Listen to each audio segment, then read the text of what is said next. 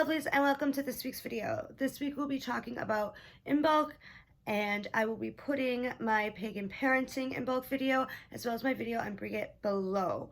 So this is for beginners. So this Sabbath is also known as Candlemas or Brigid's Day.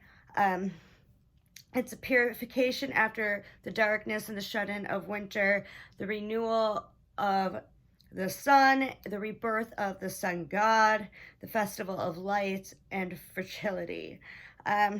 It's fire and candles are a huge part of it. Fire represents our own illumination and inspiration and light and warmth. It's a very purification-based Sabbath.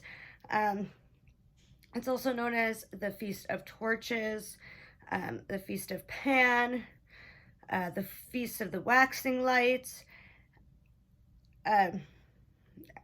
Something that's very common that you might see or have seen represented throughout time prior to even getting involved in the craft is the candle crowns, and that has to do with more of the Scandinavian custom related to this time of the year. The days that it tends to be on, it can fall on January 31st to about February 5th, but it's usually between the 1st and the 2nd. This year, 2020, it'll be on the 1st. So it's a very magical time with some strong energy related to more of the feminine energy in magic, because of the feminine aspects of the goddess, new beginnings, and fire. It's a good time to focus on divination and increasing any abilities, psychic abilities, magical abilities, etc. Taking on new customs and new rituals, new concepts, working accordingly, creating routines. It's a really good time for like rebirth and creating a new time for your life. It's also a time where people who maybe wanting to do love magic begin doing love magic due to the upcoming non-pagan holiday of Valentine's Day. But it also is still related to that fertility and rebirth aspect as well as fire. But the main concepts here is the renewal of light, the rebirth of the sun god, and that strong feminine energy. So some things that you can do that are pretty easy and basic if you don't have time for a full-on ritual is you can light candles throughout the house. So in each room, do a purification and cleansing ritual. I might be able to also add my purification video because that might be a good ritual to include during this time. There's plenty of rituals out there related strictly to the holiday, but of course all are related to, not all, but the majority of having numerous candles. I will find some and also link them below for you. So you can also put out food and drink for the goddess Brigid, such as bread with some butter, grain, seed, milk, all the things that are very much associated with fertility and this time of the year. You can open a door welcoming her into your home, especially after you've done like a cleansing or purification ritual of the home, and create your own affirmation or invocation to call her in, such as Brigid, you may come in, the home is clean, the bed is made, preserve this house for the triple goddess, so mote it be. Also, with children, which is one of the examples I have in the video that will be below. Another really popular thing to do if you don't have full time for a full-on ritual that day is creating a corn doll or Brigid's cross.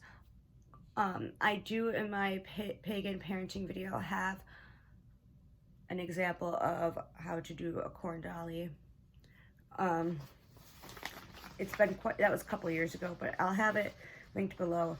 If you want to do purification, not just cleansing and cleaning or just saging, but also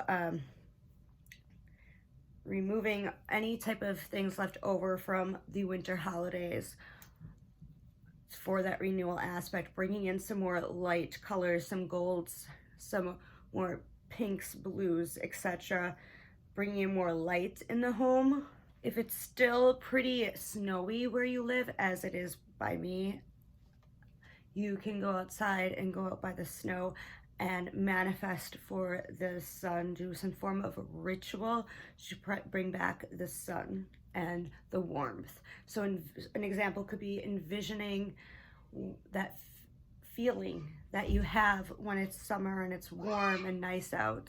Keeping windows open throughout your house to let things air out and bring in new positive energy to cleanse and rejuvenate that stale air during that hibernation period of winter can also bring about a new, stronger energy. So for meal, if you plan on having some form of feast, which I always mention in these videos, you can have honey cake. I'll put a couple recipes for things below. You can have some spice infused foods in honor of the return of the sun. So like curries, things with a lot of peppers, spiced wines, and any form of very milk-based thing. Now, if you're somebody that is dairy-free, you can, of course, use an alternative such as almond milk, etc. If you only have time for a period to just meditate, or if you do open up a circle and don't want to do a whole candle ritual, you can do some form of like spiritual journey, self-blessing, inner journey for a divine feminine inspiration, reconnecting with yourself, renewing yourself to be able to connect to that energy of what you want for this upcoming year. So seeds as a symbol of new life is a huge aspect as well. You know, we have Groundhog's Day in some areas of the world on the 2nd, and that kind of is, not kind of, but it's very correlated to an aspect of this as well, with the signs of spring, looking at nature and looking at any type of sign that we're starting to get that renewed sense again of the sun, of a more fruitful, not so hibernated or dead nature.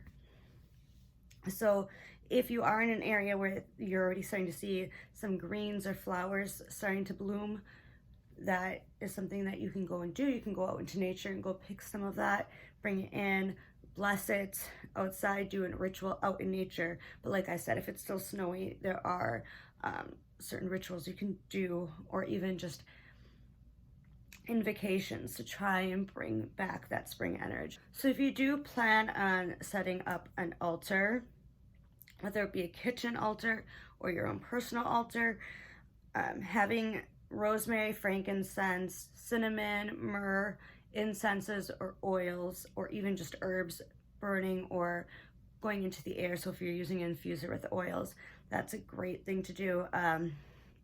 Having corn dollies, some spring flowers, if you're able to get spring flowers. Otherwise, things that would be representative, so even if it's fake ones, or pictures, or etc. So you can have white, orange, red, gold, even some infusing of blues, but it tends to be more of the warm, brighter, bold colors that you can bring in. If you do have a fireplace or a bonfire, if the weather calls for it, you can have a fire ritual for the holiday or Sabbath, in which you can call upon Brigit, do just a flame ceremony, staring into the flame, envisioning what you want for this upcoming cycle that is about to come with spring. If you're going to have, back to the altar quick, I forgot, if you're going to have something representative of the animals related to the Sabbath, a wolf or a cow are really big. Otherwise, swan can work as well. There's a few others you could do. If you were planning to conceive or were struggling with fertility, as I said earlier, this Sabbath is also related to fertility, so this is also probably a good time to do some type of ritual to increase your chances of fertility, or if you're doing an actual medical procedure, to plan it accordingly to be near the holiday. Of course, this year it does fall on a Saturday, but nonetheless, if you do it maybe like the Monday after, if it can happen. But like I said, I'm going to put exact rituals. But the essential thing is that it's a festival of fire, the bringing back of light, the return of the sun god. It's a good time to do divination, scrying, love magic, cleansing, purification, even a cleansing purification ritual bath to cleanse of the negativity of the winter. So that's all. Please check out my shop.